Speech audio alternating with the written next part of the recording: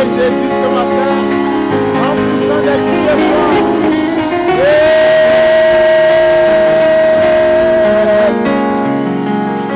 Alléluia. Peuple de Dieu, nous vous saluons ce matin dans le précieux nom, dans le glorieux nom de notre Seigneur Jésus. Et nous prions que la paix qui est attachée à son nom puisse nous contaminer ce matin. Nous prions que la bénédiction de l'Éternel qui est rattachée à ce jour spécial, pour lequel il nous a conviés en sa présence, que cette bénédiction, dis-je, puisse, n'est-ce pas, nous guérir, nous délivrer, nous restaurer et rendre notre joie parfaite. Acclame ton Dieu ce matin. Yes. Il est assis sur son trône et il règne.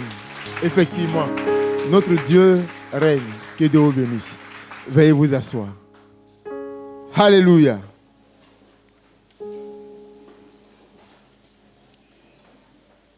Nous sommes dans la joie ce matin de vous voir. Bonjour à tous, bonjour à toutes. Bonjour à tous, bonjour à toutes. Ah voilà. Que Dieu vous bénisse. Je suis content de vous voir ce matin. Et nous allons ouvrir nos Bibles. Nous allons ouvrir nos Bibles et nous allons parler de cette chose qui est au quotidien avec nous et qui demande que nous continuions de le répéter.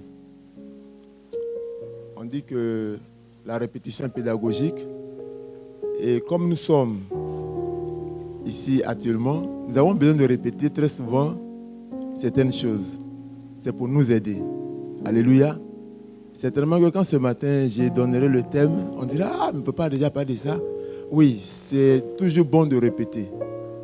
Parce que quand on réalise les dégâts et les méfaits et les complications que cette chose entraîne au quotidien, depuis longtemps dans la vie des couples, dans la vie des jeunes gens, dans la vie des familles, dans la vie des entreprises, nous réalisons que nous avons donc, n'est-ce pas, le droit de pouvoir très souvent revenir là-dessus pour permettre à tous de pouvoir garder cela à l'esprit et puis de travailler à cela. Amen. Il est dit que selon une étude qui a été réalisée en France, il y a un peu longtemps de cela, il est dit que entre les années 93 et les années 96, il y a une étude qui a été révélé qu'il y a près de 155 000 divorces, 155 000 séparations de corps.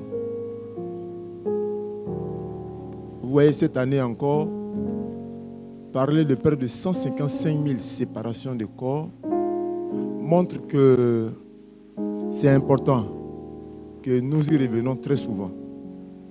Parce que nous ne sommes pas à l'abri, n'est-ce pas, de cette chose-là. Cette chose dont je voulais parler ce matin, il est dit que l'Institut a repris encore les études. Et dans la période de 2009 à 2012, on dit le taux d'incompréhension et de séparation, ou ce qui a provoqué l'incompréhension et la séparation dans des relations, qu'elles soient des relations de couple, qu'elles soient des relations d'amis, qu'elles soient des relations d'église ou des relations d'entreprise, c'est-à-dire partout où les humains se retrouvent. Cette chose donc a pu croître en pourcentage. Il a été dit que donc, entre la période de 2009 et 2012, nous sommes allés jusqu'à 253 000 séparations et divorces. On peut comprendre qu'il y a eu une croissance de près de 63%. Cette chose, dis-je, participe d'abord à l'union de ces personnes, au rapprochement de ces personnes, à la compréhension de ces personnes. Et cette chose, lorsqu'elle change de position, n'est-ce pas, elle vient pour séparer, pour détruire, parfois même pour tuer. Et vous voyez, les statistiques nous ont été données. Et là, nous sommes en 2023. Et cela ne cesse de grandir. Que ce soit parmi les chrétiens, que ce soit parmi les non-chrétiens, n'est-ce pas, cette chose continue, n'est-ce pas, de sévir. Aujourd'hui, vous êtes sans ignorer que si vous faites un saut à la justice de vos pays, même de ce pays où nous sommes, si vous demandez le taux de divorce ou le taux de séparation qui sévit dans des relations, on vous dira que les choses grimpent et que c'est malheureusement ce qui est. On pourrait se demander, mais pourquoi est-ce qu'on ne pourrait pas prendre du temps pour réfléchir et trouver, n'est-ce pas, des voies et moyens pour juste pallier à cela? Parce qu'il n'est pas normal que des hommes qui s'aiment, des hommes qui se côtoient, des hommes qui se fréquentent, des hommes qui se connaissent, finissent par ne plus vivre ensemble, finissent par ne plus parler ensemble, finissent par ne plus se rapprocher, finissent par ne plus, n'est-ce pas, ne plus rien se dire. Cette chose donc, à laquelle je voulais toucher ce matin, j'ai déjà une fois parlé de cela, mais je voudrais encore le faire ce matin. Cette chose, comme je l'ai nommé à mon thème ce matin, c'est la communication. Alléluia. Ton amen n'est pas faux. J'ai dit c'est la communication. Comme je suis allé très loin, certains s'attendaient à quelque chose de plus grand. Pour dire waouh! Mais comme j'ai dit c'est la communication, le amen a été très léger, très faible. Mais vous voyez, ce dont j'ai parlé, c'est cette chose qui est à l'origine. La communication. La communication détruit des vies. La communication détruit des familles. La communication détruit des nations. La communication détruit des églises. La communication détruit les foyers. Détruit les enfants même. Et la communication donne un désordre dans l'existence de l'homme. Elle est dangereuse. Elle est difficile. Or, on nous fait comprendre que communiquer, c'est parler, soit se parler, s'écouter et puis se comprendre. Donc si communiquer, c'est se parler, si c'est s'écouter et puis se comprendre, normalement, ça devait être normalement facile de le faire. Parce que nous parlons tous les jours. Du moins, nous croyons que nous parlons tous les jours. Parce que pour que deux personnes se retrouvent dans leur foyer après, c'est parce qu'ils se sont parlé et puis se sont compris. D'où vient-il que maintenant, ils ne se comprennent plus? Ça veut dire que les données ont changé et les bons ont changé. Alléluia. L'église aussi en souffre. Nos relations parfois prennent des coups par le défaut de la communication. Alléluia. Et vendredi, j'étais ici avec le département de la louange, le Rocher, et j'ai essayé de toucher un peu cet aspect-là. Je leur ai dit que, ce que j'ai dit aussi, ce que je leur ai dit, parlant d'un écrivain du nom de Bernard Werber, qui disait ceci, parlant de la communication. Il disait qu'il y a au moins 9 possibilités de ne pas se comprendre quand on communique. Il dit qu'il y a au moins 9 possibilités. C'est-à-dire il y a plus de susceptibilité de ne pas se comprendre quand on communique. Donc il y a 9 dangers de ne pas se comprendre quand on communique. On dit communiquer, c'est se parler, c'est s'écouter et puis c'est se comprendre. Et l'écrivain dit que communiquer, c'est entre ce que je pense, comme je l'ai dit vendredi, il dit entre ce que je pense Et ce que je veux dire, et ce que je crois dire, et ce que je dis, et ce que vous voulez entendre. Je reprends. Bernard dit, entre ce que je pense, nous sommes dans la communication. Entre ce que je pense, ce que je veux dire, ce que je crois dire, ce que je dis et ce que vous voulez entendre, il y a ce que vous entendez. Ce que vous croyez comprendre.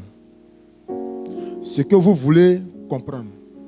Et ce que vous comprenez. Quand j'ai découvert cela, j'ai dit waouh. Il faut qu'on continue toujours de parler de la communication pour que nous puissions nous aider nous-mêmes à réaliser comment déjouer les pièges qui sont dans cette communication et qui très souvent sont mortels pour la vie du chrétien et des gens en particulier. Alléluia. Donc la communication est difficile. La communication, elle est difficile. Elle est difficile pourquoi? Parce que il est dit que si communiquer, c'est se parler, s'écouter et puis se comprendre. Et reconnaissons qu'il n'est pas évident de s'exprimer. Il n'est pas évident de s'exprimer, de s'écouter, de se comprendre, de s'accorder. Surtout lorsque le problème de caractère, premièrement, le problème des habitudes, deuxièmement, le problème de la culture, troisièmement, le problème de la vision, quatrièmement, et le problème des tempéraments de chaque croyant ou de chaque individu s'active lorsque nous déployons l'instrument de la communication. Il n'est vraiment pas évident. Il n'est pas évident parce que quand tu penses que tu es en train de parler et que tu parles et que tu crois que ce que tu dis, l'autre doit le comprendre comme tu le dis. Et qu'au sortir de ce que tu finis de dire, il te répond d'une manière qui t'étonne toi-même. Tu te demandes, est-ce qu'il est présent quand tu parles? Parce que s'il est présent, il ne peut pas te répondre comme ça. Ou bien, est-ce que c'est ton niveau qui est trop élevé pour ne pas qu'il comprenne les expressions que tu as employées? Ou bien, qu'est-ce qu'il a déjà entendu parler? Ou bien, qu'est-ce qu'il a déjà reçu te concernant qui fait qu'il a déjà préparé ce qu'il va te dire, toi te concernant. Donc tout ce que tu es en train de dire, ça ne l'intéresse pas. Il attend seulement que tu te taises pour que lui te dise ce que lui a déjà reçu qui te concerne. Vous voyez la communication? Elle est difficile. Elle est vraiment difficile. Mais gloire soit rendue à l'Éternel de ce que nous sommes en sa présence. Et sa présence voudrait donc nous aider, n'est-ce pas, à ressortir, n'est-ce pas, des caractères qui vont être l'expression des fils de Dieu que nous sommes. De sorte que si la communication crée des problèmes aux autres dans le monde, à nous, ça ne doit pas nous créer des problèmes. Pourquoi? Parce que nous avons des moules qui nous ont été déjà laissés par le maître. Le maître est venu sur la terre, il a laissé un canevas de comment est-ce qu'on doit exister, comment est-ce qu'on doit vivre, comment est-ce qu'on doit marcher, comment est-ce qu'on doit parler, comment est-ce qu'on doit se comprendre, comment est-ce qu'on doit s'écouter. Et donc ce matin, je voudrais, par la grâce de Dieu, faire encore apparaître quelques éléments que nous allons partager pour qu'au sortir de ces lieux-là, si nous reconnaissons que par moment, au niveau de la communication, si nous avons des difficultés, au niveau du premier axe qui est le parler, le deuxième axe qui est s'écouter, le troisième axe c'est se comprendre, nous allons voir ensemble si nous avons des défaillances pour que nous puissions travailler à cela. Je voulais juste pour ce dimanche-là parler ou échanger sur le premier aspect qui est se parler. Si Dieu nous fait grâce le dimanche prochain, on va discuter ou on va partager comment s'écouter. Et le troisième dimanche, on parlera de comment se comprendre. Alléluia. C'est tellement important que nous avons besoin de passer du temps là-dessus pour que nous puissions, n'est-ce pas, tirer des enseignements qui vont nous aider. Jusque-là, j'étais encore dans mon introduction. Alléluia. Nous allons ouvrir nos Bibles et nous allons aller en Éphésiens chapitre 4, verset 29.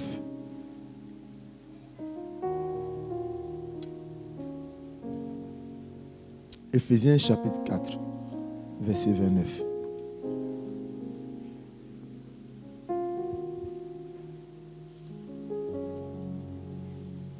Il est écrit, selon ma version Louis II, et je fais la lecture, qu'il ne sorte de votre bouche aucune parole mauvaise, mais s'il y a lieu, quelques bonnes paroles qui servent à l'édification et communiquent une grâce à ceux qui l'entendent. Adonai, nous te bénissons ce matin pour ta parole. Nous voulons ce matin encore une fois t'écouter, nous parler. Père, c'est toi qui es le maître par excellence. Et tu vois comment des fois parler est difficile et pas du tout évident. Parce que parler comporte beaucoup de caractères et si nous n'avons pas la capacité par le Saint-Esprit, comme le dit ce passage dans Éphésiens, nous risquons de croire que parler est facile et beaucoup de dégâts peuvent en sortir. C'est pourquoi ce matin, je prie que par le Saint-Esprit, tu donnes à notre entendement, Seigneur, de se disposer favorablement à comprendre, à écouter et à garder ce que tu voudrais que nous puissions garder pour aider ton peuple dans sa croissance spirituelle à devenir mature. Béni sois-tu. Merci de ce que, Seigneur, nous présentons ces lieux à ta toute puissance. Que seule ta gloire remplisse ces lieux. Rends ton nom grand. Béni sois-tu. Au nom de Jésus-Christ, nous avons prié. Amen. Amen. Mon thème de ce matin, c'est la communication qui vivifie la croissance spirituelle. La communication qui vivifie la croissance spirituelle. Éphésiens donc nous dit ce matin qu'il ne soit pas trouvé, qu'il ne soit pas trouvé dans notre bouche, n'est-ce pas, des paroles mauvaises. Pourquoi? Parce que parler est un des éléments qui fait partie de la communication. Pas les moindres. D'ailleurs, tous les trois éléments ne sont pas les moindres. Mais comme parler est l'expression que nous utilisons pour essayer de nous rapprocher les uns les autres, donc parler ici devient l'élément premier. De sorte que si tu veux te trouver dans une assemblée avec des gens et que tu veux échanger avec eux, si tu ne parles pas, on ne pourra pas te comprendre. C'est pourquoi l'écrivain dit que ce que je pense est à l'intérieur de moi. Si je n'ai pas encore ouvert la bouche. Chacun de nous ici pense quelque chose, même où je suis en train de parler actuellement. Mais je ne peux pas le savoir parce que cela est à l'intérieur de vous. Il n'y a que le Saint-Esprit seul qui peut le savoir. Dès l'instant où vous ouvrez la bouche et que vous annoncez quelque chose, je pourrais savoir si ce que vous êtes en train de dire est dit pour faire du bien ou est dit pour faire du mal. Ainsi donc, la Bible dit, le pouvoir du parler se trouve à la langue. N'est-ce pas? Donc, quand nous parlons, si dans ce que nous disons, il y a la vie, nous procurons donc la vie dans ce que nous disons. Si ce que nous disons, c'est l'amertume, c'est la méchanceté, c'est la mort, nous allons irriter ceux ou celui à qui nous nous adressons. Donc parler est capital et parler est très important.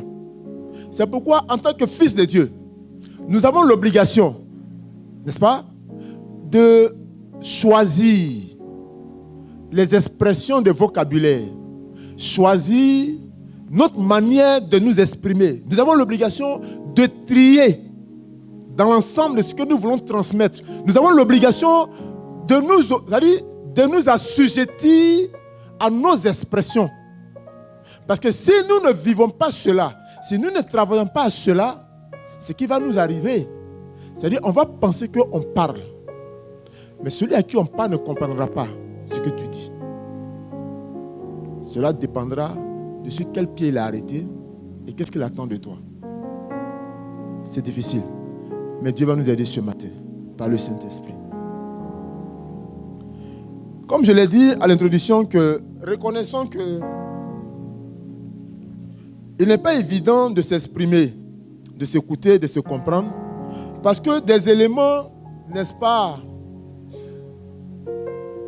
concernant la vie des uns et des autres, participent très souvent dans cette option de parler. Il a été nommé le caractère. Quand nous parlons, il y a notre caractère qui se déploie. Quand nous parlons, il y a ce qu'on appelle notre habitude qui se déploie. Quand nous parlons, il y a notre culture. Vous convenez avec moi que si un Sénégalais commence à s'exprimer tout de suite, on n'a pas besoin de lui dire c'est un Sénégalais, mais nous allons dire il parle comme un Sénégalais. C'est un Sénégalais. Pourquoi? La culture a impacté la manière dont parle le Sénégalais, même quand il s'exprime en français. Naturellement, il parle bien le français. Il dit ce qui est juste selon l'orthographe, selon le vocabulaire, selon la grammaire. Mais quand on écoute son accent, on a comme l'impression que c'est son ethnie qui transforme, ou bien qui transpose, ou bien qu'il transmet à son langage. Et quand un Ivoirien parle, on sait que c'est un Ivoirien. Quand un Congolais parle, on sait que c'est un Congolais. Quand un Gabonais parle, quand un Camerounais parle, on le sait. Pourquoi? La culture vient interférer le parler. Naturellement, si la culture peut interférer le parler, ça veut dire qu'il y a des antécédents qui peuvent se greffer lorsque tu parles et qui peuvent être source d'incompréhension. Donc parler est difficile. Si nous pensons que parler n'est pas difficile, parce qu'on peut ouvrir la bouche et les mots peuvent sortir, on va courir des catastrophes. On nous a dit, entre 2009 et 2012, près de 253 000 foyers. On n'a pas dit 2, on n'a pas dit 25. On dit 253 000 personnes qui sont allées devant le maire, qui ont dit oui, nous nous aimons. Quand ils parlaient à deux, ils sont allés montrer à tout le monde qu'ils sont d'accord de continuer de vivre ensemble. On dit 253 000 personnes sont arrivées à se séparer. Pourquoi? Parce que quand ils se parlent, ils ne s'écoutent plus, ils ne s'entendent plus, ils ne se comprennent plus. D'où est venu cela? C'est de la légèreté, de la culture, des habitudes, de ce que nous croyons être, qui vient infecter, qui vient impacter, qui vient changer, qui vient transformer notre comportement. Et cela, n'est-ce pas, impacte négativement l'autre qui est en face de nous. C'est là bien souvent les divorces. Même parmi nous, les jeunes gens, on a des relations où parfois elles deviennent froides. Pourquoi? Parce que nos langages, au lieu d'être des langages de douceur, comme on l'a dit à Ephésiens 4, deviennent des langages durs, difficiles, compliqués. Au point que, quand on te demande, mais pourquoi est-ce que tu te comportes comme ça? Ou bien pourquoi tu es fâché avec l'autre? On dit, il m'a mal parlé. C'est-à-dire, on ne voit pas quand il parle, parce que c'est du vent, mais comme on entend ce qu'il dit, ça arrive à nous choquer, et ça nous pousse à prendre des décisions qui nous demandent de nous séparer de lui. Comme il ne nous parle pas bien, on n'a qu'à se séparer de lui. La Bible dit qu'il ne sorte pas de notre bouche toute parole mauvaise. Pourquoi?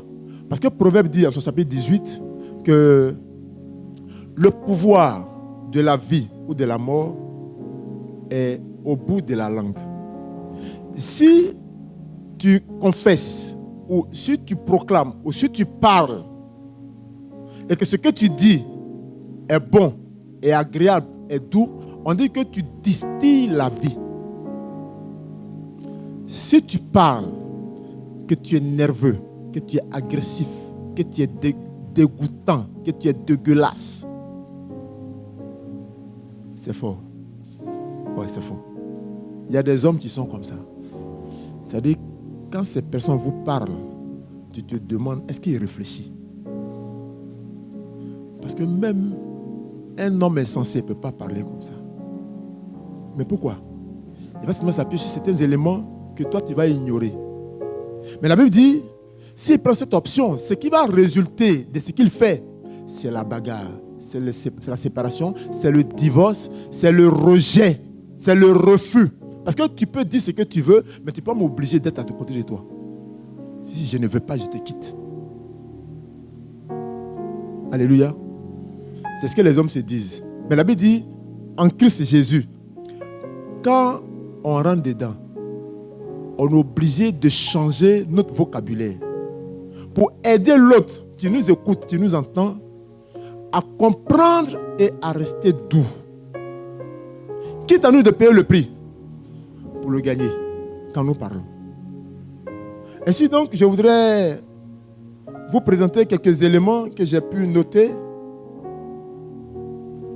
sur la base de notre lecture qui s'est faite en Éphésiens chapitre 4 au verset 29. Je reprends la lecture. Qu'il ne sorte de votre bouche aucune parole mauvaise, mais s'il y a lieu, quelques bonnes paroles qui servent à l'édification et communiquent une grâce à ceux qui l'entendent. Donc parler ici va donc nous permettre de réaliser que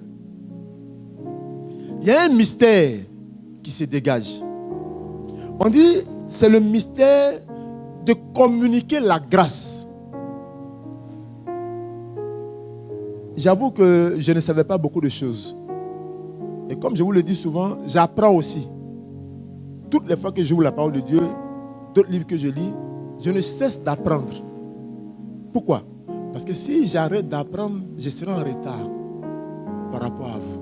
Oh, je vais être en retard. Alléluia. Je n'ai que des intellectuels d'un niveau très élevé. Et votre intelligence me donne la force de me cultiver. Pour que je puisse avoir le minimum de langage qui va me permettre de vous faire comprendre quand je parle. Sinon, j'ai envie d'avoir problème.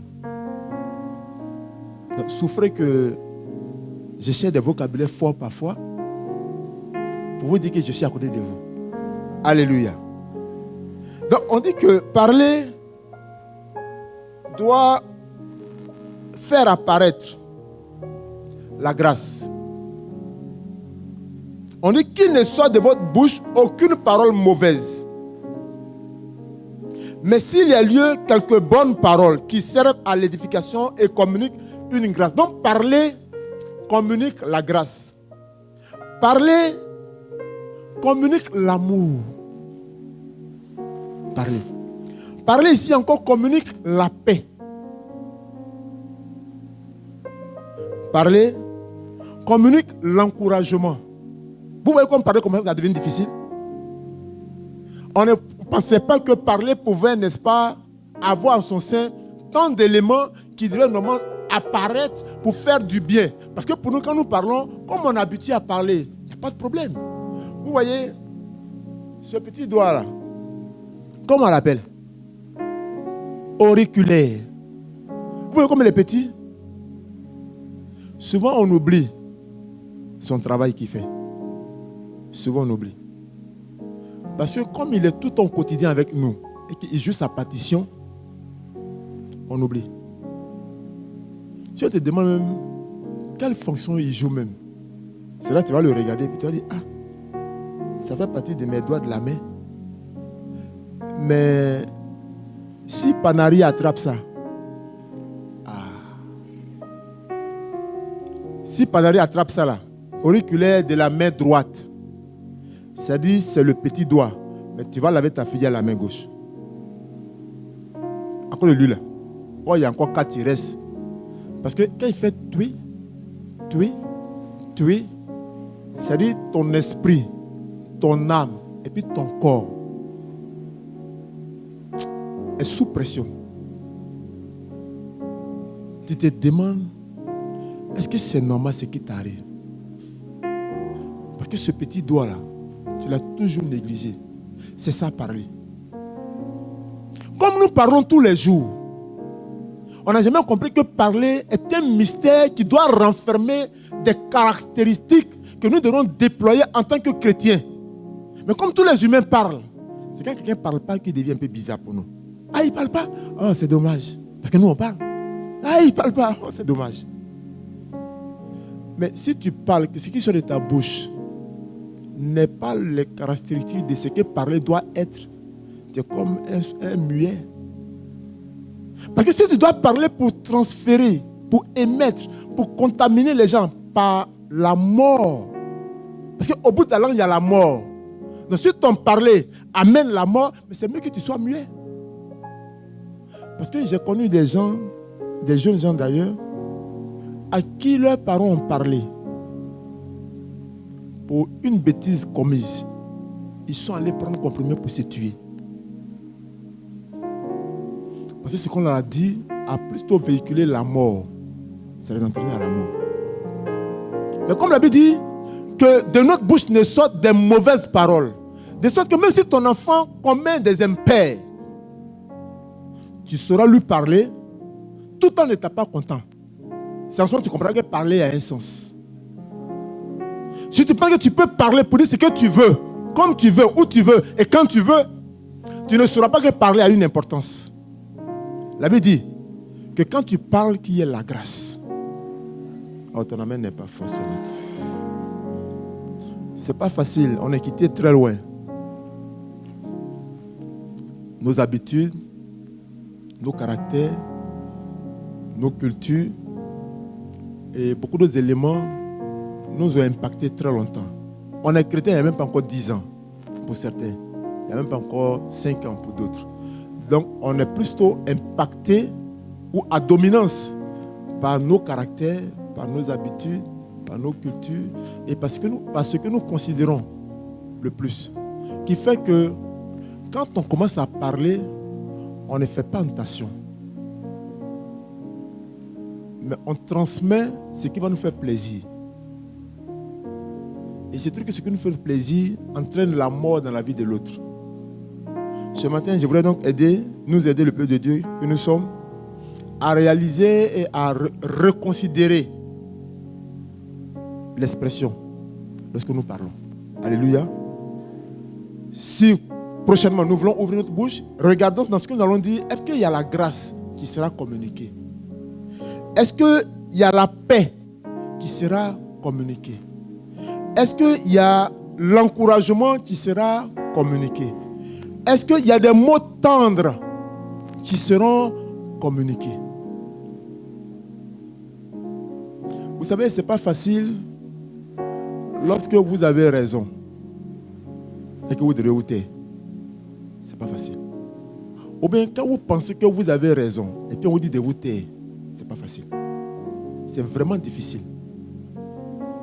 Et quand on va encore vous demander de choisir le vocabulaire qui sera approprié à la situation, j'avoue que si le Saint-Esprit n'est pas là, ce sera vraiment difficile. Certains même préfèrent ne pas parler mais commencent à pleurer. Parce qu'ils se disent que ce n'est pas bon.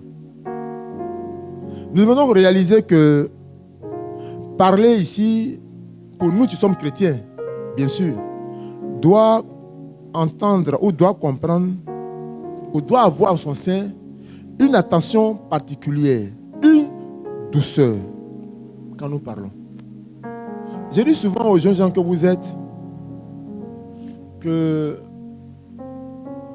quand vos parents vous ont fait venir à Dakar ici, pour le nombre d'années maximum qui avait été arrêté, c'est 5 ans. C'est-à-dire de la première année au master, si vous voulez continuer au doctorat ou peut-être à d'autres cycles ingénieurs ou d'autres domaines, vous pouvez peut-être aller à 7 ans, peut-être 2 à 8 ans. Mais sinon, normalement, après 5 ans, vous devez repartir. D'autres vont travailler, d'autres vont se trouver dans des activités. Mais je vais dire, si nous partons sur la base de 5 ans, et dans cette base de 5 ans, on suppose que si ton langage n'est pas transformé, comme la Bible le dit ce matin, qu'il ne soit trouvé dans ta bouche aucune parole mauvaise. Donc si ton langage reste tel qu'il est, et puis tu sors d'ici, et tu arrives dans ton pays et un bon frère, comme tu es belle, va t'approcher. Tu es une belle fille. Il va donc t'approcher. Tu es une chrétienne. Il dit Alléluia. Parce qu'elle est chrétienne. Mais quand tu vas ouvrir la bouche, qu'est-ce qui va se passer? Il va se demander, est-ce que tu te brosses?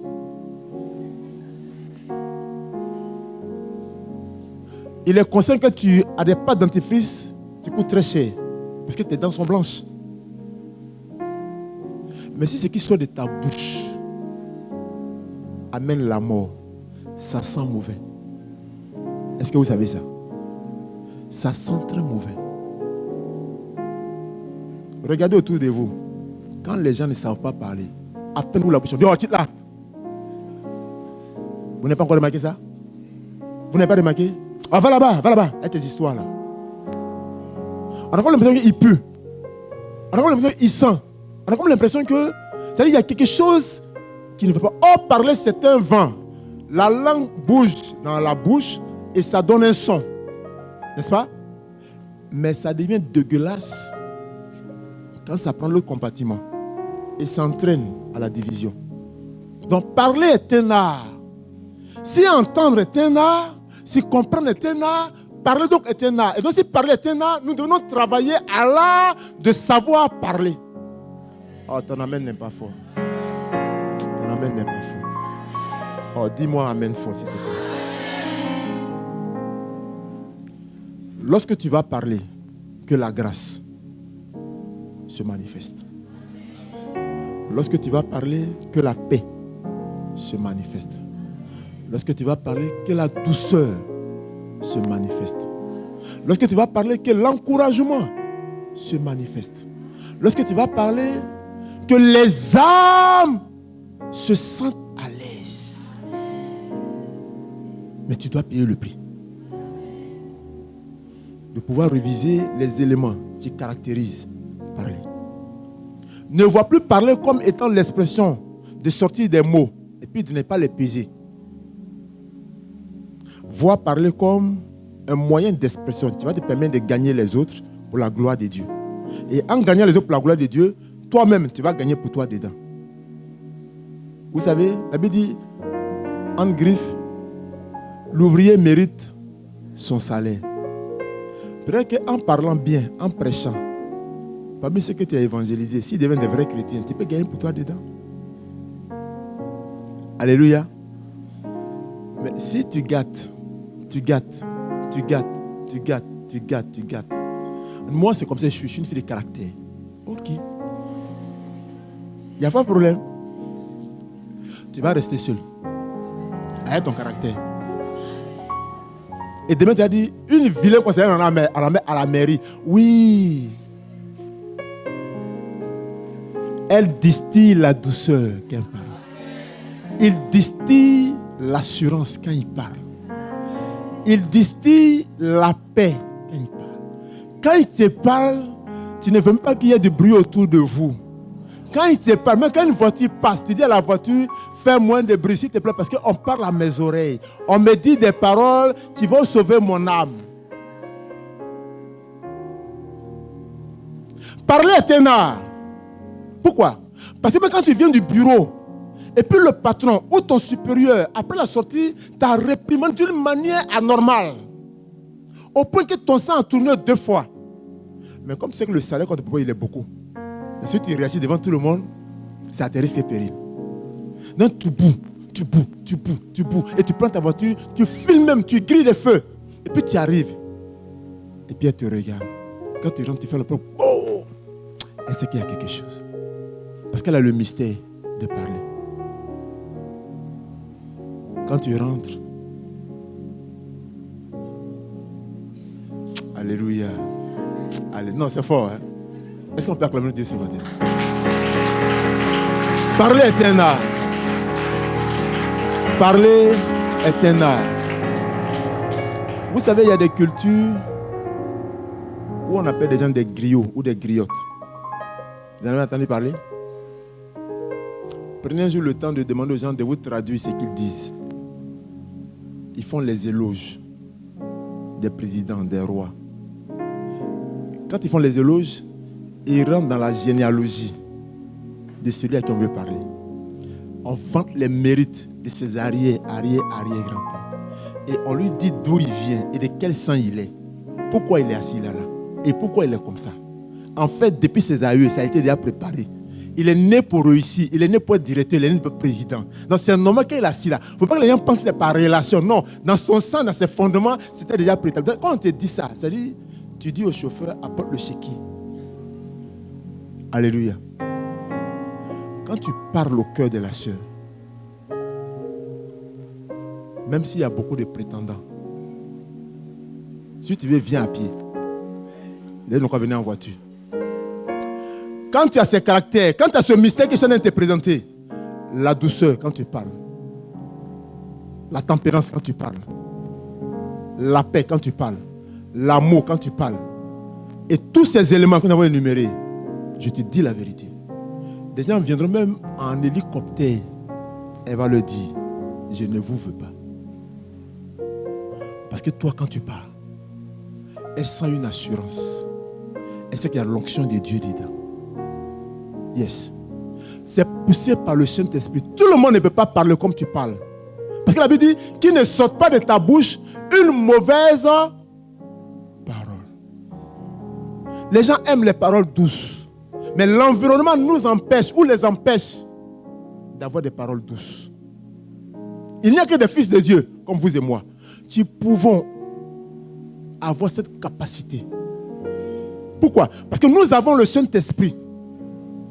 Malheureusement, le diable est entré parmi nous et on trouve beaucoup de situations de confusion, d'incompréhension, de division, de querelle parmi nous. Ça ne devait pas exister parmi nous. Ça ne devrait pas exister. Pourquoi? Nous avons le Saint-Esprit, nous avons le pouvoir de Dieu, nous avons la connaissance de la parole de Dieu et nous avons les principes du royaume. Parler donc est un art. Travaille à cela, s'il te plaît. Permets que le Saint-Esprit commence à te transformer. Comme je le disais tout à l'heure, tu feras 5 ans ou 7 ans ici. Et d'ici, tu rentres dans la vie professionnelle, la vie active, où ton parler peut ouvrir des portes. Rien que quand tu parles, on dira, elle parle bien. Et quand elle parle, ça apaise l'âme. Elle a même été agressée verbalement. Mais elle a répondu par un sourire. Et elle a dit, c'est pas grave. Pourtant, nous qui étions là, nous qui étions présents, on a vu qu'elle a été humiliée. Mais elle a dit, c'est pas grave. Pourquoi? Elle veut communiquer. Dans la communication, on a 3 aspects. Il y a parler, s'écouter et puis se comprendre. Si déjà dans le premier aspect, tu mets une barrière, vous n'allez plus avancer. Si on n'arrive pas à parler, on ne peut pas comprendre pour bâtir quelque chose ensemble. Ce n'est pas possible. Si on n'arrive pas à parler, ou en parlant, si nous ne nous mettons pas à l'aise par nos propos, on ne peut pas construire quelque chose ensemble. Si parler ne devient pas un art pour toi et moi, on est foutu. C'est pourquoi la Bible nous exhorte en nous disant que dans notre parler, que la grâce,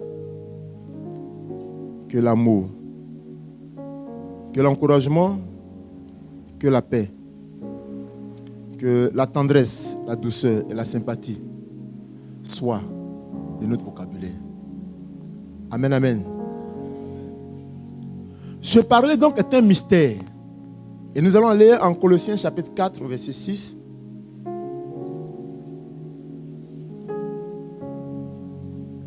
Colossiens chapitre 4.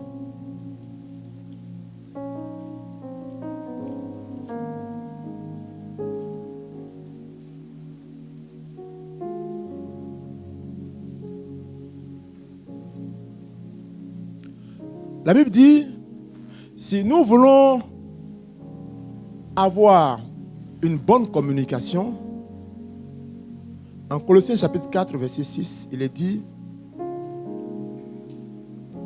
que votre parole soit toujours accompagnée de grâce, assaisonnée de sel. C'est la Bible qui le dit. Que votre parole soit toujours accompagnée de grâce, assaisonnée de sel. Et on met une virgule. On dit, afin que vous sachiez comment il faut répondre à chacun. Ah, merci ma fille. Que votre parole, c'est-à-dire, on va travailler dessus pendant 3 dimanches. Je prie que cela puisse produire des fruits dans nos cœurs. Si nous ajoutons du sel à ce que nous disons, ça va faire du bien à l'oreille de celui à qui nous parlons. Et si ça fait du bien à celui à qui nous parlons, naturellement, la réponse qu'il va nous envoyer sera une réponse douce. Comme je dis souvent, on peut ne pas être d'accord sur un point donné. Mais ça ne veut pas dire qu'on est en guerre. Vous comprenez? Souvent, on a une expression quand on sort, quand on parle. Les gens qui s'expriment bien en français, ils disent qu'on ne dit pas à quelqu'un tu mens, que ce n'est pas poli. Vous comprenez? On dit que ce n'est pas poli de dire à une grande personne que tu mens. On dit non, ce que tu dis n'est pas juste. C'est-à-dire, sur ce point-là, sur lequel nous sommes en train de discuter, d'échanger, tes approches ne sont pas justes parce que ça ne va pas nous aider à arriver à la vérité que nous voulons. Mais quand on dit à quelqu'un tu mens, c'est une manière de le blesser. De ne pas chercher à réparer ce qu'il dit comme propos, mais on s'attaque à sa personne. Vous voyez? Si quelqu'un dit quelque chose dans votre entretien, tu dis non, que ce que tu dis n'est pas juste. Effectivement, c'est vrai qu'on a eu à faire certaines choses, mais à ce niveau-là, voilà ce qui a été fait. C'est pourquoi il dit ce que tu dis n'est pas juste. Mais quand tu dis, toi tu mens trop, tu ne t'aimes pas les petits, tu dis ça. C'est-à-dire que ce n'est plus ce qu'il dit qui va l'énerver, il va dire que tu lui manques du respect. Pourquoi toi, un enfant, tu dis que lui il ment? Toi, tu es qui? Qu'est-ce qui se passe? C'est la mort qui est en train de venir. Donc, parler ici doit nous aider à faire quoi?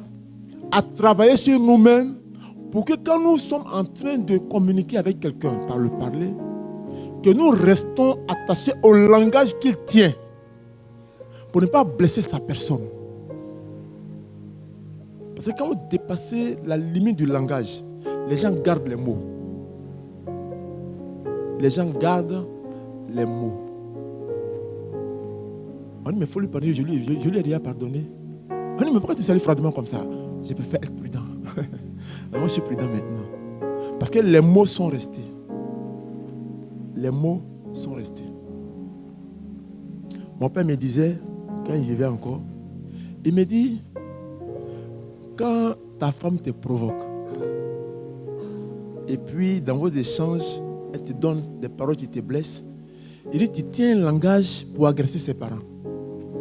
Et tu cites un des défauts de ses parents. Et ça va lui faire mal. Naturellement, elle sera encore plus énervée, mais c'est pour la calmer. Et quand elle va dire cela à ses parents, quand ils viennent pour juger, quand le beau dit, ma fille dit, tu dis que moi je suis infirme. Tu dis, ah beau, comment moi je peux dire ça? Tu sais, les filles, les femmes là, quand elles sont fâchées, elles comprennent tout à l'envers. Sinon, quand je devais la marier là, je t'ai vu, je sais que tu es infirme. Il dit, c'est une stratégie pour désarmer. Parce que quand la femme démarre, si le Saint-Esprit n'est pas avec toi, je t'assure, tu vas te demander qu'est-ce que tu vas faire pour qu'elle s'y taise. C'est pourquoi souvent on voit nos frères, nos soeurs à l'hôpital, de l'autre côté là-bas. Parce que quand elles commencent, et ce qui est intéressant, tu les vois, elles n'ont pas de force. C'est ce qu'on nous a dit. Oh. Mais il y en a qui font karaté dedans maintenant. Ah, donc, trier. Il y en a qui ont fait karaté. Donc, ne dis pas comme c'est la femme là. J'ai vu une vidéo un jour. Il y a une femme là, elle est en forme grande comme ça. Je ne sais pas qu'est-ce qui s'est passé. Et puis il y a un garçon, il y a des altercations au niveau des véhicules là. Et puis le monsieur il est descendu, puis il est venu dans la vitre là. C'est un peu baissé quoi. Et puis il a donné un coup de poing à la femme. C'est une image sur les vidéos là. Il dit quand elle est descendue, mon mère dit ouais. Et il y a des gens avant de taper, il faut regarder. Mais nous ne tapons pas. Vous n'allez pas taper. On n'a pas le droit de taper. Elle est descendue. Elle t'a soulevé le monsieur comme ça. Elle l'a cassé en deux. Elle allait remonter. Quand il s'est relevé, il allait directement à sa voiture. Moi, je me suis dit, comment t'as répondu? C'était que ça va chauffer. Mais il s'est ramassé lui-même, il allait à sa voiture. Je me suis dit, mais non, pourquoi tu allais provoquer les gens? C'était mieux de parler simplement, puis tu continues. Donc je veux dire, si nous apprenons à parler, notre manière nouvelle, pendant les 5 ans que nous faisons ici, qu'est-ce qui va se passer? Ça va impacter et influencer notre habitude, notre nature, nos émotions, nos cultures. Et ça va nous faire entrer dans la culture de Christ Jésus. Alléluia. Naturellement, les gens vont nous apprécier. Pourquoi? Parce que le monde cherche ceux qui savent parler avec douceur et avec paix. Mais c'est par l'Esprit de Dieu qu'on en arrive là. Alléluia. Nous allons avancer. Parler donc, selon que Colossiens nous l'a dit, nous devons ajouter à chaque fois un peu de sel. Si ton sel commence à finir, dis au Saint-Esprit, aide-moi. Je vais parler, donne-moi d'y mettre un peu de sel pour que celui qui va m'écouter soit en joie. J'ai dit soit en Amen. Amen. Parler donc va faire apparaître un autre aspect. Et c'est mon petit A. Mon grand 1, c'était se parler, mais mon petit A, c'est connaître le temps. Connaître le temps. Les gens aiment parler, mais ils ne veulent pas tenir compte du temps. Comme il veut parler, il t'appelle à 2h du matin. Tu vas dire qu'on te parle mal. À 2h du matin. Comme on aime parler, on est en plein culte. Tu es concentré et il veut te parler. Quand tu as dit, papa prêche, il va te dire, mais je sais ça, qu'est-ce que tu veux me dire? Mais si tu sais qu'il est en train de prêcher, il faut t'aider, il peut pas l'écouter. Parce que c'est maximum 30 à 45 minutes, puis il va arrêter. Après, on pourra parler. Donc, parler ici va donc demander que nous tenions compte du temps. Et concernant le temps, nous avons Ecclésiaste chapitre 3. Ecclésiaste chapitre 3, verset 1, qui va nous aider à mieux présenter cet aspect-là. Ecclésiaste chapitre 3.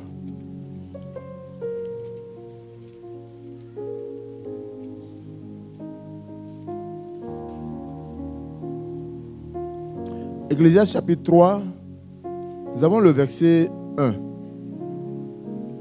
La Bible dit, il y a un temps pour tout, un temps pour toutes choses sous les cieux. Il y a un temps pour tout. Un temps pour toutes choses sous les cieux. Donc quand tu veux parler, il faut tenir compte du temps. Il faut tenir compte de l'atmosphère. Il faut tenir compte de certains éléments qui vont se présenter à toi. Premier élément, quand tu veux parler à quelqu'un qui est devant toi, regarde, si la fatigue est au rendez-vous dans la vie de la personne, abstiens-toi. Du moins si ce que tu veux dire est très important et que tu veux demander son attention totale, il faut remettre. Parce que dès que la personne est fatiguée, elle est à moitié de ses forces. Donc, sa capacité d'écoute cela est réduit. Et tu ne sais pas dans quelle atmosphère la personne se trouve. Donc quand tu observes, si ce que tu veux dire est important, il faut t'aider. Il y a des gens, quand lui veut te parler, c'est-à-dire il s'en fout même de ce qui se passe même. Il sait que tu fais comme ça, depuis le matin. Ça veut dire que tu as un problème de ventre, même de bas-ventre. Et puis il dit, s'il te plaît, je te parle là, viens, viens t'asseoir. Ah. Quand tu dis, mais je suis malade. Bon, mais tu peux m'entendre quand même si tu es malade, tu peux pas m'entendre.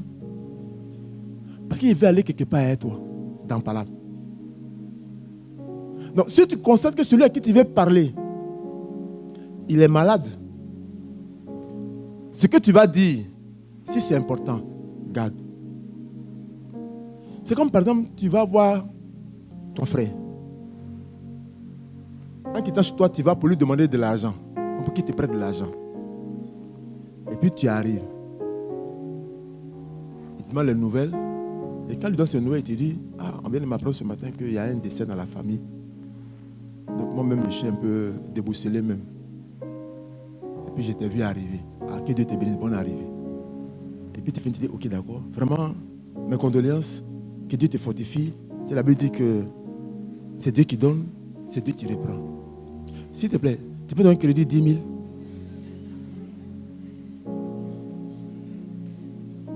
Vous en riez. C'est ça. Donc, parler, il faut tenir compte des circonstances pour parler. Si tu parles n'importe comment, sans tenir compte de ton environnement, tu vas te créer des frustrations. Et tu ne vas pas avoir le résultat que tu voulais rechercher. Donc, parler va demander de tenir compte, n'est-ce pas, de la fatigue, de l'occupation de celui à qui tu veux parler. Moi, quand j'appelle souvent, je demande, est-ce que je peux avoir 2-3 minutes parce que je veux parler. Si elle me dit, oui, papa, tu peux parler, je parle. Mais il y en a quand ils prennent le téléphone. Allô, oui. Pendant que tu es peut-être ton patron qui n'est pas loin de toi. Et on t'a demandé un dossier. Tu as mis de lui dire, je peux te rappeler. Parfois tu dis, je te rappelle. Mais ce n'est pas son problème. Parce que pour lui, il faut qu'il te dise ce qu'il veut te dire. Mais il ne sait même pas où tu es. Il ne sait même pas. Parler aussi est important. Il y a des personnes, ils t'annoncent de ces nouvelles-là. Il ne sait même pas où tu es. Allô? Allô? C'est Dagobert, oui. Ton papa est mort, hein? Et si au volant, tu ne sais même pas où je suis. Tu ne sais même pas où je suis. Et toi, tu parles. Ou bien, allô? Allô? Oui, c'est toi? Oui. D'accord. D'accord. Ah, ton enfant vient de mourir, hein? On peut faire ça. C'est ça le problème. Comme le dit le Adama. On ne peut pas faire ça. Il faut tenir compte de certains paramètres. C'est vrai que le numérique nous donne ne pas parfois être au contact visuel de la personne, mais la sagesse de Dieu va nous faire quoi? Demander comment tu vas. Tu es où actuellement? Je suis au bureau. Tu finis à quelle heure? Ok. Quand tu seras à la maison à telle heure, appelle-moi, je vais parler avec toi. Et si tu penses que la nouvelle sera trop forte, tu ne lui parles pas le soir, à partir de 19h, 20h. Non. Parce que tu vas étouffer son âme. Quand ce que tu vas dire est très grave, on te dit ton père est décédé ou ta mère est décédée. Et puis on te dit ça à 21h. Et on sait que là où tu es, tu ne peux pas arriver là où ils sont. On est au Sénégal. Et puis on dit ça à 21h. Ta nuit devient cauchemardesque. Donc il y a un temps. On peut t'informer au cours de la journée. Tu as fini de manger, pardon, on donne la nouvelle. Au moins tu es un peu rassasié. Au moins tu es un peu rassasié. Ça va te faire mal, mais tu peux même ne pas manger le soir, mais il y a un peu dans le ventre quand même. Il y a un peu. Parce que quand tu as cette nouvelle, tu ne peux pas manger. Hein? Et il y en a qui s'en foutent complètement. Que nous fassions la différence et que nous marquions la différence. Parce que nous avons Jésus-Christ et le Saint-Esprit en nous. Il faut donc que nous tenions compte de ces éléments-là Et aussi, on doit tenir compte des éléments qu'on appelle émotionnels. Si la personne est émotive, il faut faire attention. On lui parle par l'intermédiaire d'eux. Moi, dans ma tradition, pas ma tradition, mais je veux dire, dans mon groupe ethnique, si tu es marié et qu'il y a un problème dans la famille, dans ta famille, la famille de ton épouse, on ne l'appellera pas directement pour lui annoncer les nouvelles de sa famille. C'est toi le mari, on va appeler. Pourquoi? C'est toi qui vis avec elle, tu sais comment elle est, et tu sais où elle est, et tu sais quand lui parler. Si eux, ils l'appellent, sans te dire, ils vont payer amende. Ils vont payer amende. Un jour, en Côte d'Ivoire, on était au bureau de notre pasteur, Maman Sampa. On était en train d'échanger. Il pleuvait ce jour-là. Non, il pleuvait vraiment. Et on était au bureau. Le téléphone sonne. Elle décroche son main. Allô? Oui, la personne commence à parler, l'heure est tenue. Et puis elle me dit, ton petit frère vient de mourir. Oui, il n'était pas même là, son corps est à la maison même. Elle a pris un coup à la poitrine. Oh, elle s'assise dans le fauteuil. Elle dit, mon cœur. On s'est levés, on était troublés. Oh, maman, il y a quoi? Elle dit, mon petit frère, on dit, viens, maman. Voilà, nous sommes en train de parler en langue maintenant. Toi, tu es là-bas, beau de fille, tu as donné ton message, tu as raccroché. Nous, on parle en langue ici. Ribaba, sabra, dabayo, c'est que Seigneur intervient. Ça dit, toi, tu t'en fous, quoi. C'est ça. Donc, nous avons besoin de travailler à la communication et réaliser que parler, comme c'est un art, nous devons tenir compte, n'est-ce pas, et connaître les temps et les circonstances. C'est important. Si demain vous voulez parler, tenez compte de ces aspects-là. Ça va vous rendre sage et mature. Quoi que vous soyez jeune. C'est ça la sagesse de Dieu. Parler aussi, il faut tenir compte aussi de l'état spirituel de celui à qui on parle. Paul dit, si manger de la viande sacrifiée peut être une occasion de chute, mon frère, je m'abstiens. Je n'ai pas entendu amen. Si celui avec qui tu marches, si son état spirituel ne lui permettra pas de comprendre l'acte que tu vas poser, comme il est là, il faut t'abstenir. Tu vas sauver ton frère. Parce que tu risques de le scandaliser. Et tu ne pourras plus le regagner. Il va te quitter. Donc, parler est un art. Il faut que nous y travaillions. En point B, je vais chuter bientôt. En petit B, je voulais toucher cet aspect-là qui est 3 types ou 3 manières ou 3 messages qui sortent du parler. En petit b. Parler ici est verbal. N'est-ce pas? Quand nous parlons, on m'entend. Donc il y a ma voix qui porte. Donc parler est verbal. Mais le fait de parler en sortant la voix n'est pas la seule manière de parler. Je ne sais pas si vous me faites comprendre. Et il nous a été dit, selon les scientifiques, que parler de façon verbale requiert 20% dans l'ensemble de la communication. Parler, 20% dans une communication. Deuxième type, il y a le gestuel d'en parler.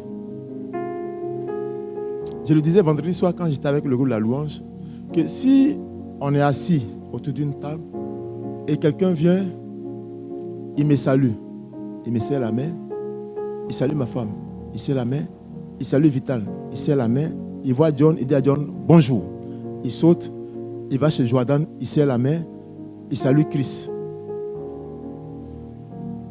Qu'est-ce qui va se passer?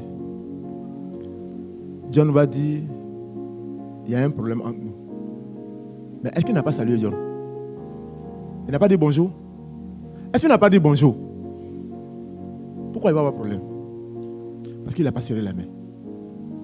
Donc le gestuel, on dit représente près de 80, entre 70 et 80% dans le parler, le gestuel. Les gens pensent que comme ils ne disent rien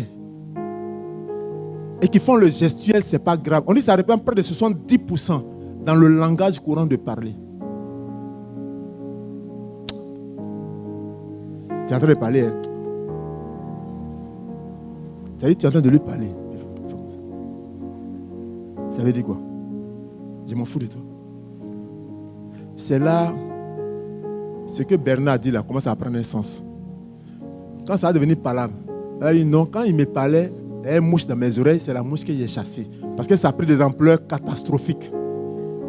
Et lui dit non, il n'y avait pas de mouche.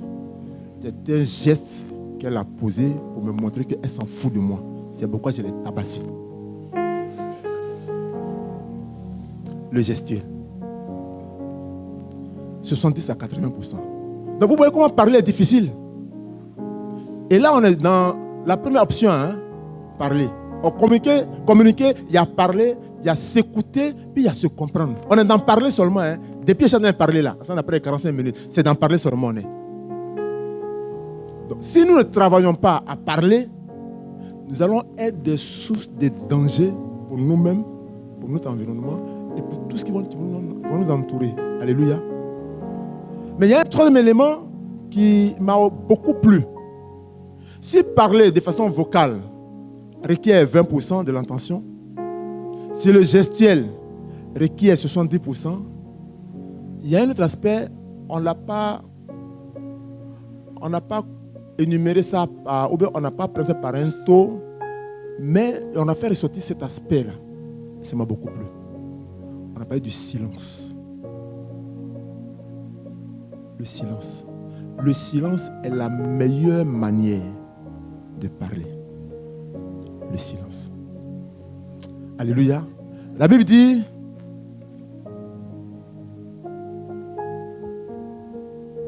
en Ecclésiaste chapitre 3, au verset 7.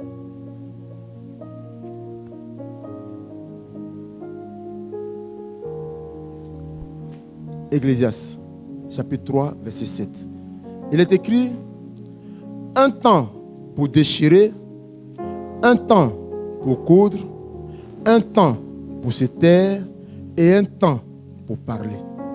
Se taire ici fait mention du silence. Dans une relation entre frères, il faut beaucoup garder le silence. Ça va t'aider à grandir spirituellement. Il faut veiller sur ton gestuel. Ça va t'aider à grandir spirituellement. Répondre, tu peux faire des efforts. Mais on dit c'est juste 20%. Donc ça n'a pas d'importance. 20%. Donc vous voyez, Satan maintient les gens dans répondre. Donc beaucoup d'incompréhensions proviennent des propos que nous tenons. Or on dit c'est juste 20%. Ça veut dire que si on y travaille, on peut s'en sortir.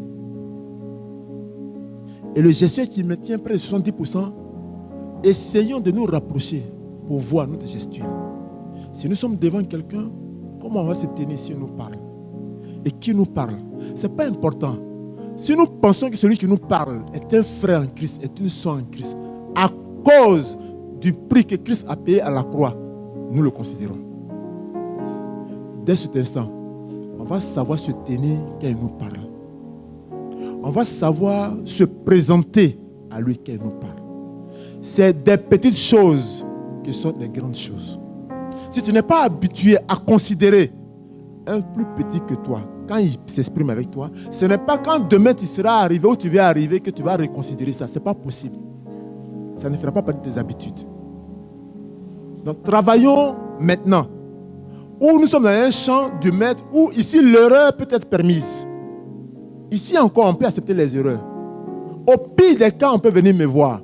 Je peux appeler 2 personnes, on peut en discuter, on peut régler. Mais dans le monde où vous partez là-bas, c'est un monde de défis. Je le dis tous les jours. C'est un monde de défis. On cherche les meilleurs. On cherche les meilleurs. Et quand on trouve les meilleurs, parmi les meilleurs, ceux qui ont été déboutés, qu'on n'a pas trouvé meilleurs, ils s'attaquent à la vie des meilleurs. Comme je le dis toujours, vous allez arriver, vous ne serez pas manœuvre. On ne devient pas manœuvre avec un master 2. On ne devient pas manœuvre après 7 ans d'études de médecine. On ne peut pas devenir ouvrier sur un chantier. Tu peux peut-être faire des boulots de vacances si tu veux. Mais quand on dit pour ta fonction, tu vas occuper, après 8 ans de médecine, tu deviens médecin. Dans la clinique, là, c'est pas là que tu vas essuyer les carreaux de la clinique. Non, c'est pas possible. Même si tu veux essayer, le malade même va refuser ça. Il va dire, chef, pardon, il ne faut pas nous maudire, chef, pardon. Donc, vous êtes appelés à être des élites. Il faut que vous puisiez maintenant dans la parole de Dieu, il est écrit, les principes qui régissent la vie de la croissance spirituelle. C'est maintenant que vous devez vous atteler à cela. Parce qu'ici encore, on peut se tromper et on peut nous pardonner. Mais là-bas, si tu te trompes, il dit tu te fous de lui. Parce qu'il ne connaît pas les règles qui régissent ton éducation. Il a la loi des talions. Œil pour œil, dent pour dent. Quand on te présente matin, tu as fini les études à 25 ans, tu es tout frais. Tu portes ta petite veste, ta petite cravate matin, tu arrives au bureau. On dit au département de l'informatique, c'est votre jeune collaborateur. Il vient d'arriver. Il est là pour 3 mois. Donc faites tout pour qu'il puisse s'adapter. Et à qui on parle? On parle au chef de département de l'informatique. C'est-à-dire lui-même il est conscient que celui qu'on a envoyé pour qu'il le forme là, c'est lui qui va le remplacer. Lui il sait ça. Et tu es tout frais. Et quand tu ouvres la bouche, tu ne sais pas parler. Tu vois un doyen. Bonjour là. Ouais, comment tu vas toi? Un doyen. Tu ne sais pas parler. S'il te plaît, oui, envoie-moi ça. Non, envoie-moi ça. Non. Moi, mais s'il te plaît même. Pardon, envoie-moi. Oui, pardon. Ça dit tout est pardon. Ça dit, il n'y a même pas s'il te plaît derrière. Ça dit pour que tu dises à quelqu'un s'il te plaît. Ça dit, c'est un problème pour toi. Oh, le s'il te plaît, c'est une marque de respect. S'il te plaît, pourrais-tu me transmettre ce document-là? Et puis un petit sourire à la fin. Le gestuel. C'est-à-dire, le frère même, il sait que tu vas le remplacer. Et lui me dit, ouais, il a une bonne éducation. Elle a une bonne éducation. Parce qu'eux, ils n'ont pas le temps pour sourire. Donc quand toi, tu mets le gestuel dans ton langage, ils savent que tu es bien éduqué. Mais par qui? Par le Saint-Esprit. Nous avons besoin de garder la ligne dans la communication. La communication est difficile. Je reviens à mon introduction pour dire que la communication est difficile. Et c'est pourquoi l'écrivain Bernard Werber pouvait dire entre ce que je pense, ce que je veux dire, ce que je crois dire et ce que je dis, et ce que vous voulez entendre, il y a ce que vous entendez, ce que vous croyez en comprendre, ce que vous voulez comprendre et ce que vous comprenez. Il dit il y a 9 possibilités, au moins, de ne pas se comprendre. La communication est difficile. Travaillons à la qualité de ce compartiment qui est se parler. Si nous prenons du temps, si nous travaillons à cela, à la fin de ces 3 interventions, nous pourrons rentabiliser notre communication. Nous pourrons enrichir nos communications. Nous pourrons, n'est-ce pas, vivifier nos communications. Nous pourrons faire grimper notre croissance spirituelle. Naturellement. Naturellement. Comme j'ai dit ce matin, la communication qui vivifie la croissance spirituelle. Est-ce qu'on peut se tenir debout pour dire merci à Dieu ce matin pour sa parole?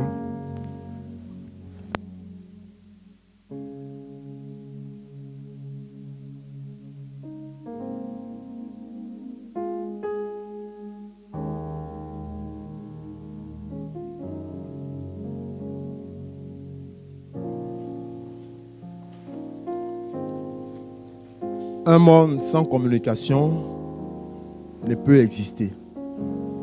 Mais la communication requiert des exigences, se parler, s'écouter et se comprendre sont des mystères.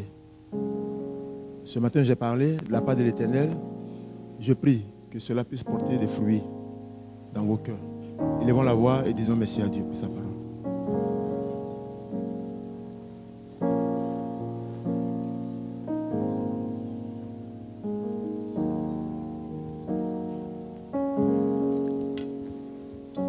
Merci Adonai.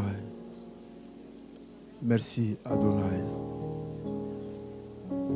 Merci Adonai.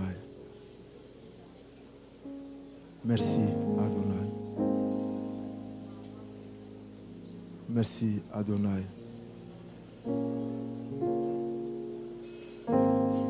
Merci Adonai.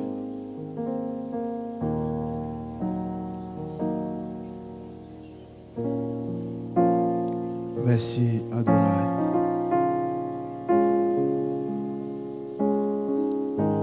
Adonai, nous te bénissons ce matin. Merci parce que tu es le Dieu vivant, le Dieu puissant. Tu es notre Père. Ce matin, tu as bien voulu que nous parlions de ta part sur la nécessité de la communication. Tu es source de beaucoup de dégâts, de beaucoup d'incompréhension, de beaucoup de difficultés, de beaucoup de crises, de beaucoup de meurtres, de beaucoup d'accidents. Par manque de communication ou par défaut de communication, ton peuple parfois se meurt. Et ce matin, tu nous as fait comprendre que dans la communication, l'aspect de se parler est primordial, est capital. Et sinon, nous croyons ce matin avoir parlé de ta part. Seigneur, fais-nous du bien. Merci de ce que tu nous aides à changer notre manière de parler, afin que nous puissions, au sortir de ces lieux, mettre un peu de sel dans notre manière de parler. Mettre un peu de sel. Juste un peu de sel pour agrémenter nos propos, pour que cela apporte la vie. Et que par cette vie, nous croissions dans la marche avec toi. Merci pour ton peuple. Merci parce que tu bénis ce matin, tu guéris ce matin, tu renouvelles ce matin, tu vivifies ce matin. Merci parce que tu fortifies les relations. Merci parce que ce qui voulait nous tenir captifs pour détenir nos relations, Seigneur, ce matin, tu nous délivres. Rends ton nom grand. Et permets-nous, Seigneur, de nous rapprocher les uns les autres. Et par ta présence, être des canaux d'expression pour la gloire de ton royaume. Seigneur, rends notre joie parfaite. Merci, Seigneur. Au nom de Jésus-Christ, j'ai prié. Amen. Amen, amen. Que Dieu bénisse.